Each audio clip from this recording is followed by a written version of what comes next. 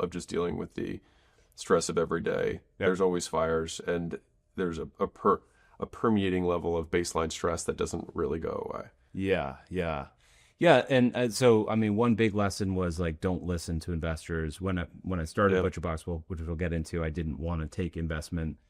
There was also like, I lost myself. Yeah, I lost my team and I lost myself. Yeah. And when I looked at the shambles that happened, it was like, I don't want to. Did you shut it down? Yeah, so we actually foreclosed on it because we had some venture debt. There was a little bit of debt. Our bank account got below what we owed, and they were like, we're taking it. So we actually did what's called a friendly foreclosure.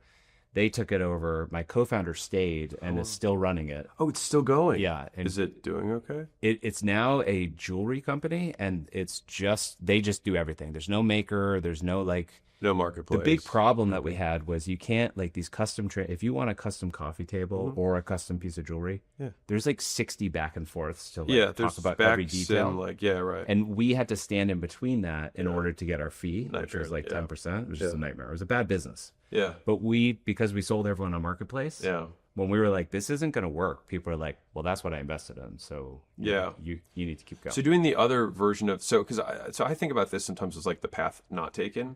So if you had not raised really any of the money besides the amount that you needed to kind of acquire the business. So at that point, what did you raise the $500,000 when you didn't go through the due diligence, that period where you raised the 500? What was the or how much equity did you give away for that? It was a convertible, so it converted into the next round, like a safe round. Yeah. Oh, great. Okay, so that ended up being like 5 or 6%. I mean, well, a little more than that, so like 7% of the business. Yeah. Which would have been a pretty good move for sure. Yeah. And if that business at the time said it was doing $60,000 a month, right? So $720 a year ish in terms of run rate. Yep.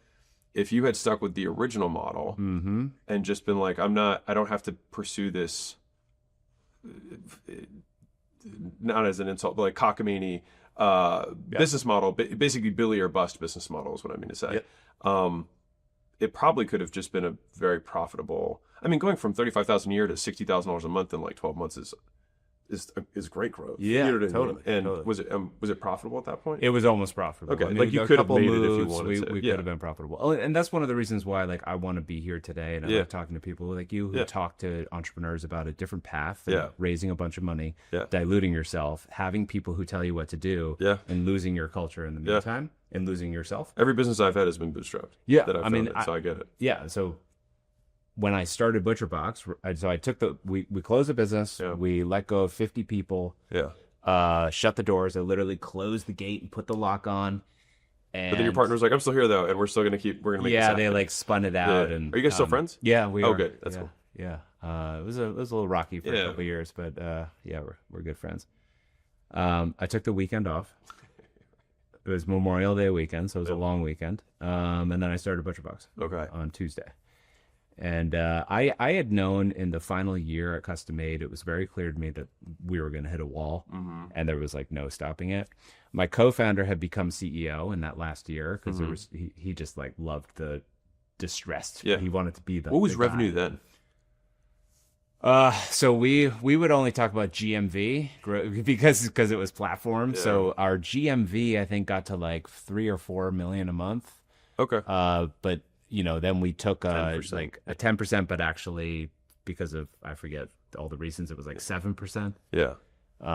So like 200,000. 200,000 a month. Yeah. We at our height were burning 500,000 a month. That is, healthy burn. Yeah, healthy. Right. Just never seen anything like it. Yeah. There's a account, just a road quote from Reid Hoffman. I think he was talking to Elon or Peter Thiel or something. And they were on the roof of the building that they were at for PayPal. And he said, if we were one at a time lighting $100 bills and pulling them off the building, he said, it wouldn't be as fast as we're actually burning money in this company. And I just saw that as such a visual of I could burn $100 bills slower than we're actually burning the money in this business, which I thought was hilarious. Yeah. It's wild. I mean, you start adding a bunch of people, and then you add managers to manage those people, and then you do a bunch of marketing, and all of a sudden you're just losing money. And when you raise, especially when you raise something like a $18 million round, they want you to spend the money as fast as possible. For And growth. the thing that they don't talk about with venture is venture capitalists get paid when they put money out on the street. Right. They take a management fee. And so they have, everyone around the table has the incentive to like put as much money as humanly possible into these deals.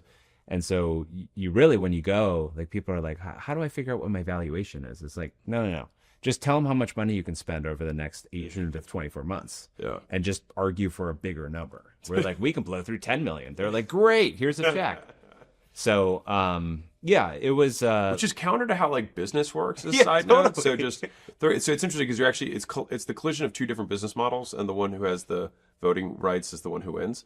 But like their business model is deployment of capital and management fees. By and large, obviously there's carries and things like that, but there's that component, and then there's the business model of the actual business. But the person who actually calls the shots is the large